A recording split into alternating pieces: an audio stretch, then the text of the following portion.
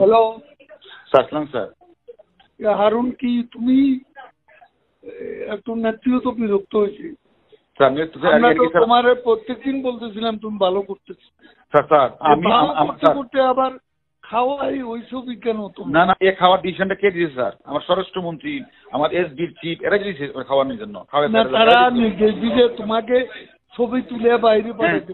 জি sir, জি sir, ছবি তোলা plus হলো বিবৃতিটা প্রকাশ, ছবিটা নিজের কাছে রেখে দিবা। এটা না না, ওনারা তো বলছে প্রকাশ করার জন্য স্যার। মনির স্যার, এসডি চিফ স্যার জিজ্ঞাসা করেন স্যার, মনির স্যার বলছে কিনা। কিন্তু প্রধানমন্ত্রী যখন এগুলো বলতেছিলেন তখন তো হোম মিনিস্টার ওখানে ছিল স্যার। এখন যদি ওনারা যদি সেন্টার না দেয় আমার, এখন হোম মিনিস্টার, প্রধানমন্ত্রী বলতেছে হোম মিনিস্টার বদলি করতে, হোম মিনিস্টার আমার বদলি করে দিবেন করতে হলে। হ্যাঁ, উল্টা তো তুমি দোষারোপ করবে স্যার। হোম মিনিস্টার বলছে পিএম কি করলা? কোনটা?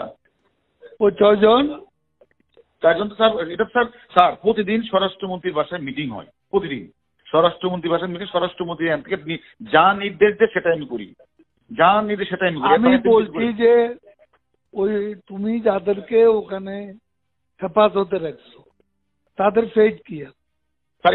এটা তো স্বরাষ্ট্রমন্ত্রী তার ওইখানে মিটিং এর সিদ্ধান্ত যা দিয়ে তাই করি, একটা করবো না তো, করতেছি না তো স্যার।